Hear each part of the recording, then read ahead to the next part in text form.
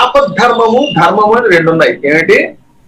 ఆపద్ధర్మం వేరు, ధర్మం వేరు. ఉదాహరణకి ఆడవాళ్ళు బయట ఉన్న కాలంలో పొయ్యి వెలిగించకూడదు, ఇది నియమం.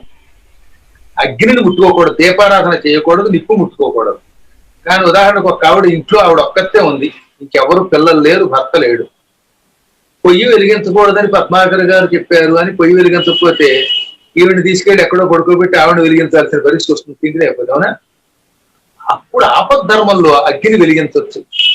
అందుకే రజస్సులుగా ఉన్నప్పుడు, అంటే బయట ఉన్నప్పుడు పొయ్యి ముట్టుకోవడం, లేకపోతే పూజా మందిరం ముట్టుకోవడం, లేకపోతే ఇల్లంతా తాకడం వల్ల వచ్చే దోషం తొలగడం కోసమే 1,00,000 వత్తుల నోము పెట్టారు. 1,00,000 వత్తుల నోము గాని, లేదా ఏకాదశి, ద్వాదశి, చతుర్దశి, మాస శివరాత్రులు, శివరాత్రి, సోమవారం ఇలాంటి కాలంలో బిల్వపత్రములతో శివుడిని పూజిస్తే ఈ రజో దోషం ఉన్నప్పుడు తప్పనిసరి పరిస్థితులలో పొయ్యి వెలిగించవలసి వచ్చినటువంటి దోషం, దీపం వెలిగించినటువంటి దోషాలన్నీ పటాపంచలు అయిపోతాయి. ఇది ఆపద్ధర్మం, గుర్తుపెట్టుకోండి. రోజు చేయమని కాదు. ఇంట్లో భర్త వండడానికి లేడు, మనం తప్ప ఎవరం లేము, కాఫీ పెట్టుకు తాగాలి, అన్నం తినాలి, అప్పుడు ఏం చేస్తాం? తప్పనిసరి పరిస్థితులు ఉపయోగించవలసి.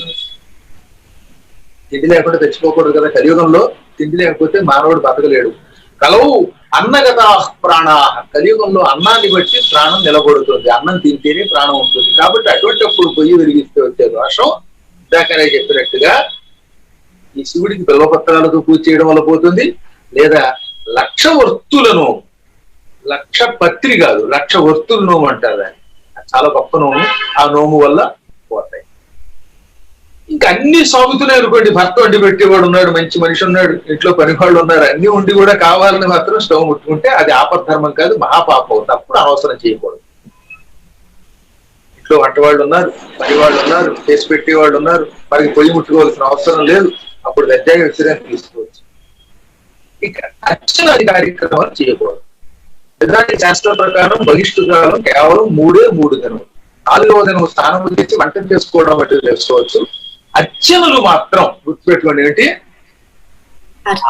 అర్చనలు 5వ రోజు నుంచి చేయాలి. 4వ రోజు కూడా పనికిరాదు. నైవేద్యం వండాలనుకోండి ఆడవాళ్ళు, అప్పుడు 4వ రోజు కూడా పనికిరాదు, 5వ రోజు నుంచి పనికి వస్తాయి ఇవన్నీ. అనారోగ్యం వల్ల 5వ రోజు నుంచి 10వ రోజు దాకా కూడా ఈ స్రావం అయ్యేవాళ్ళు కొందరు ఉంటారు. అప్పుడు వాళ్ళు దాన్ని పట్టించుకోవాల్సిన అవసరం లేదంటే 5వ రోజు స్నానానంతరం వాడు యథాప్రకారంగా వాళ్ళ పనులు వాడు చేసుకోవచ్చు. అది దోషం ఏమి కాదు. ఒక్కొక్కడికి నెలకు 3-4 సార్లు కూడా ఈ రజో దోషం కనపడుతుందని పెద్దలు కొంతమంది ఈ మధ్య ధర్మ సందేహాలు అడిగారు. ఒక మాసం లోపు కనుక ఎన్నిసార్లు కనపడినా అది దోషం కాదు, అది అనారోగ్యం వల్ల వస్తుంది. అంటే చెయ్యి తెగడం వల్ల రక్తం కారణం ఎలాగో ఈ దోషం కూడా అటువంటిదే కనుక దానికి ఏం ప్రాధాన్యం లేదు. ఒకవేళ మనకి ఏది అసలు బహిష్టు ఏది అనారోగ్యమో తెలియదు కదా, అటువంటిప్పుడు ఏం చేయాలి? అందుకే ప్రతి మాస శివరాత్రి బిల్వపత్రాలతో శివుణ్ణి పూజిస్తే మారేడాకులు ఎండిపోయినా పర్వాలేదట. ఒకసారి వాడినటువంటి ఆకులు 14 రోజులు కనుక వస్తాయి. ఇప్పుడు అమెరికా లాంటి చోట పార్సిల్ చేసుకుని ఫ్రిడ్జ్లో పెట్టుకుని 14 రోజుల తర్వాత దాన్ని మళ్ళీ పిడిచి వేసినా పనికి వస్తుంది. మారేడాకులు కాసేపు ఉన్నది, వాటితో పూజ చేయండి, ఈ దోషాలు పటాకంగా అయిపోతాయి. ఈ కాలంలో, ఈ 3 రోజుల కాలంలో మంత్ర జపములు చేయకూడదు, ఏ మంత్రము చేయకూడదు, పురాణములు చదవకూడదు, పారాయణములు చేయకూడదు. ఇది ధర్మం. కానీ విచిత్రం ఏంటో తెలిసిన, నేను ఎరిగి ఒక ఆవిడ ఉండేది, చచ్చిపోయే ఒక 20 ఏళ్ళో 25 ఏళ్ళో అయిపోయింది ఆవిడ, చాలా పెద్ద ఆవిడ. ఆవిడకి తెలియకుండానే లోపల మంత్ర జపం సాగేది. ఆవిడ చెయ్యాలనుకునేది కాదు. ఆవిడకి గురువులు ఇచ్చిన మంత్రం ఉండేది. ఆ మంత్రం లోపల బయట ఉన్నా సరే లేదా మైలు వచ్చినా సరే సాగుతూ ఉండేది. ఓ రోజున ఆవిడప్పుడు నన్ను చిన్న గురువు గారు నేను మంత్ర జపము చెయ్యాలి అనుకోకపోయినా నా సంకల్పం లేకుండా లోపల మంత్ర జపం సాగుతున్నది, అప్పుడు నాకు దోషం వస్తుందా అని అడిగింది. అది దోషము రాదు. ఎందుకంటే వాళ్ళు ఈ స్థితిని దాటిపోయారు, జపం చేసే స్థితిని దాటిపోయారు. వాళ్ళకి తెలియకుండానే లోపల ఉన్న అంతఃశక్తి వాళ్ళ చేత జపం చేయిస్తోంది. నీకు తెలియకుండానే లోపల సాగిపోతే మిగతా ఉందండి. ఇప్పుడు రాత్రినే పడుకున్నాను, నాకు తెలియకుండానే లోపల కొన్ని మంత్రాలు సాగుతూ ఉంటాయి.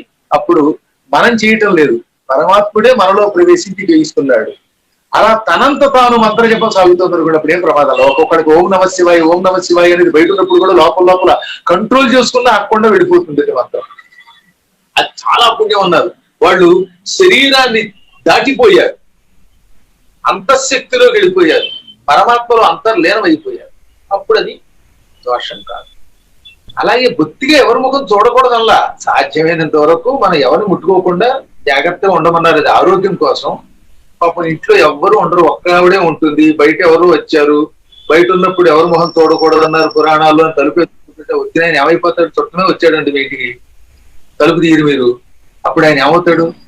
గురువు గారే ఏ యోగం వల్ల ఇప్పుడు హఠాత్తుగా అమెరికా వెళ్ళారు, వాళ్ళ ఇంటికి వెళ్ళారు అనుకుందాం, ఒక ఆవిడ ఇంటికి. గురువు గారి 3 రోజులు చూడకూడదు, తలుపు తీయనంటే బయట కూర్చుంటే నేను ఏమైపోతాను? 3 రోజులు అమెరికాలో గుమ్మం ముందు నిలబడితే పోలీసులు అడ్డుపోతారు. ఆపద్ధర్మం. అప్పుడు తలుపు తీసి లోపలికి పిలవచ్చు, చూడవచ్చు, వంట చేసి పెట్టకూడదు తప్ప. కాబట్టి ఇటువంటి ధర్మ సూక్ష్మాలు కూడా తెలుసుకోవాలి. సూక్ష్మ ధర్మం తెలియకపోవడం వల్ల ఎంతో నష్టం ఉన్నదన్నమాట.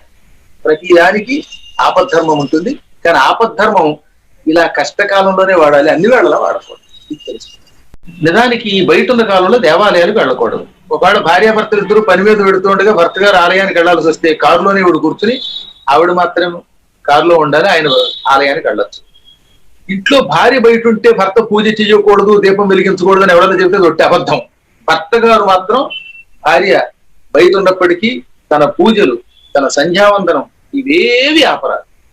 ఒక్క యజ్ఞ కార్యక్రమం ఉంటే భార్యాభర్తలిద్దరూ కలిసి చేయవలసిన యజ్ఞాలు కొన్ని ఉన్నాయి, అలాంటి యజ్ఞములు మాత్రం ఆపాలి. ఉపనయనం చేయాలనుకోండి, తమ అబ్బాయికి భార్య పక్కన లేకుండా ఉపనయనం చేయకూడదు. కాబట్టి భార్య బయట ఉంటే ఉపనయనం చేయరాదు. అవి సూక్ష్మ ధర్మాలు. ఒక్కసారి చేతికి కంకణం కట్టాక జాతా శౌచ మృతా శౌచ భయం నాస్తి వహీతలే. నేను ఈ అయ్యప్ప దీక్ష తీసుకున్నాను, లేదా శివదీక్ష తీసుకున్నాను, యజ్ఞ దీక్ష తీసుకున్నాను, నవరాత్రుల్లో అర్చన చేస్తాను అని ఒక దీక్ష తీసుకుని కంకణం కట్టుకున్నాక ఇంకా ఇంట్లో జాతాశౌచం, ఇంట్లో పురుడు వచ్చినా అశౌచం అంటారు, మరణించినా అశౌచం రాదు. ఒక్క తండ్రి తెచ్చిపోతే తప్ప, తండ్రి తల్లికి తప్ప ఇంకా మిగతా ఏ విషయంలోనూ కూడా మనకి మైలు అంటదు. అందుకే పూర్వకాలంలో ఈ దీక్షా కంకణ చేసేవారు. అశ్వమేధయాగం చేశారు కొందరు, లేకపోతే పెద్ద పెద్ద పుత్రకామేష్టి యాగాలు లాంటివి చేశారు. అప్పుడు ఈ కంకణ ధారణ చేస్తే భార్య బయట ఉన్నప్పటికీ, లేక ఏదైనా మైలు వచ్చినప్పటికీ యజ్ఞం అపరాధు కొనసాగించవలసిందే. సంవత్సరం పాటు యజ్ఞం చేశారండి.